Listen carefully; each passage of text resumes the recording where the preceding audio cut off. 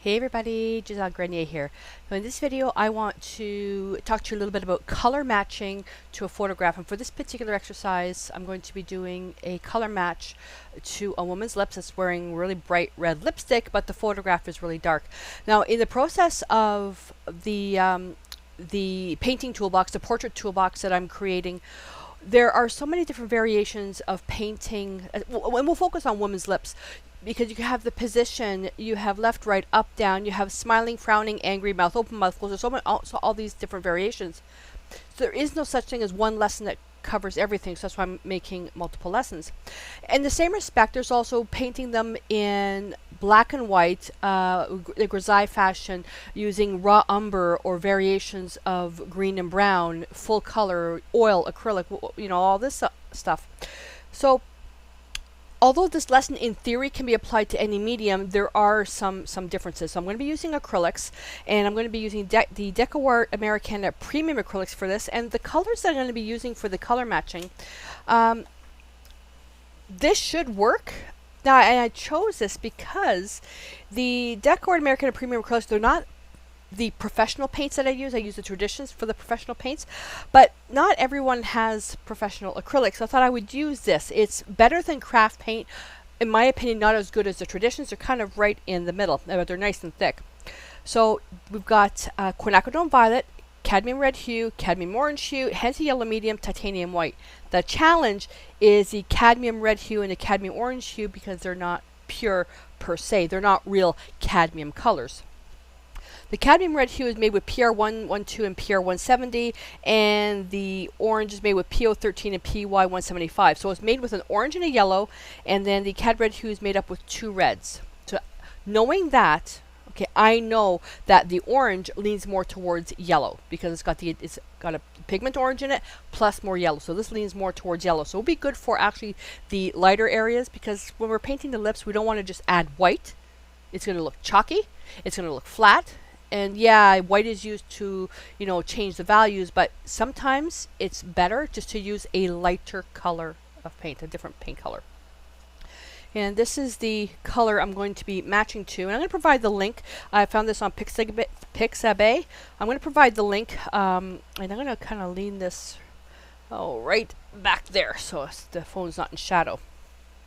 And I like using my phone for this because what I do is I take the photograph, I throw it into Snapseed, crop it, and then I brighten it up just a little bit. It's always best working from live, but we don't live in a perfect world. Sometimes we can only rely on photographs. I've got a nice little round brush, and I've got a piece of white paper, and I put this against the backdrop of the craft paper just to show you. So I've got my colors laid out, and I've got my extender here, and oh, forgot this, a container of water. All right, so we're 3 minutes into this of talking. Let's get to matching the color. So as I'm looking at the lips, there's a bunch of different quadrants for the lips, and so I'm looking at it right now. I've got the lightest areas, I've got the darkest area, mid-tones. So you kind of look at these areas as the quadrants. So if we go to, let's work with the darkest area first. No, let's go light. So want to look at the lightest areas, which is obviously the highlight. So we've got white, obviously for the highlight, and that's just, accented by a couple of dots. But there's areas in there that are just tinted, and I'm thinking if I go with a little bit of orange and a little bit of red, I may not even need the yellow. That's a bit much. Let's bring that right in there. So that's just the areas of the lips that are the lightest areas that aren't pure white. They're just tinted with a little bit of color. So that works out well. Then if we go more over, now this is where I'm going to start using less white, and you really don't know until you actually start painting it. So we go into a light area to the mid-range. Well, the first color I see is red, so I'm going to take the red that I have. Always look at what's the primary color that you see, red. Then you ask the questions, is it lighter or darker, brighter or duller? All those questions that I keep teaching in my color mixing classes. I want to make this one a little bit lighter. I don't want to add white because we already know what happens when you add white. So I'm going to add a little bit of orange over on this side. Is it light enough? Not really. Let's go with the yellow.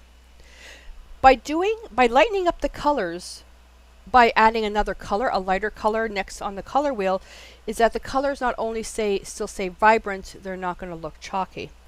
So from here now, you know, I can keep going with the yellow to create a string. And you can see as I keep going,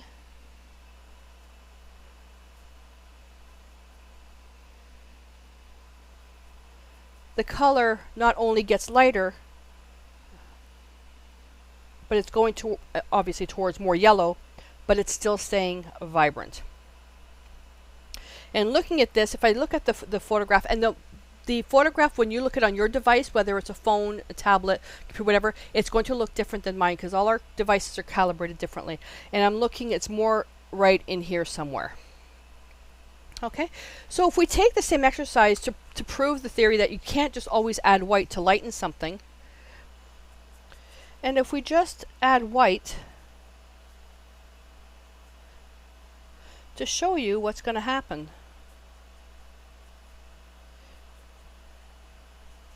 Let's add a bit more red to that.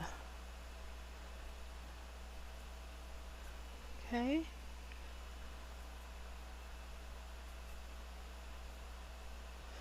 I mean, there are times that we can use this, but you can see how much of a change it is.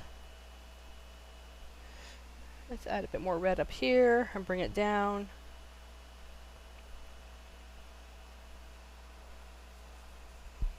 Okay. So when you're looking at changing the color, making something a little bit lighter but keeping its vibrancy, just go with the colors on the color wheel next to it. So red, you've got orange, you've got yellow. If you want to darken it, you can go with the violet. So let's just quickly do that. If I just take the quinacridone violet, and let me just get a bit more red in there. See how it darkens? I don't want to get into the white over there. Okay, so that's actually a really nice color for the shadow, and you can even darken it a bit more.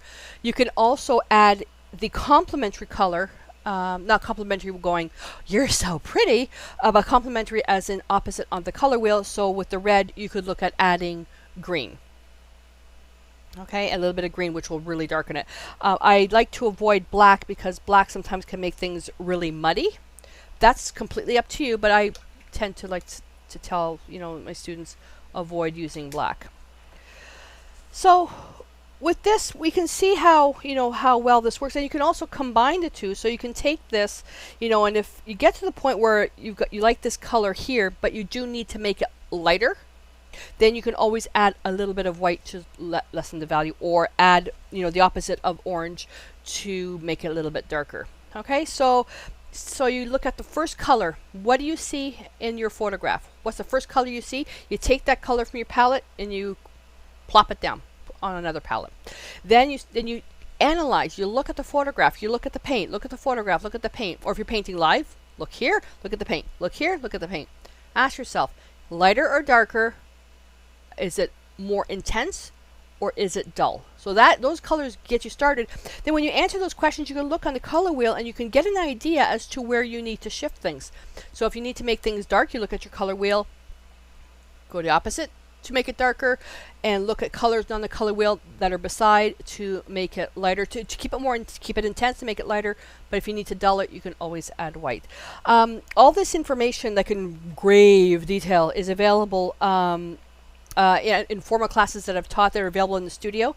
I think I'm calling it the Color Mixing Toolbox. I was actually going to call it the Color Mixing School, but the Color Mixing Toolbox, and which has so many videos on with color mixing. And I love color mixing because it's something that especially beginners don't take seriously enough, because they think that just because there are, you know, 300 colors out there, that if they have all 300 colors it'll make their job easier, when in fact having 300 colors and you want to try to do a painting without some type of color theory, color mixing knowledge, it makes things more difficult. So hopefully this will help you on doing a little bit of color mixing with a photograph, and I would love to see your versions of a color chart. So take the picture that I posted a link of, and then create a color mix. Then hop on over to the community. Link is in the description, and post a picture in there. There's a group set up just for color mixing and just to see what you've come up with based on what you interpreted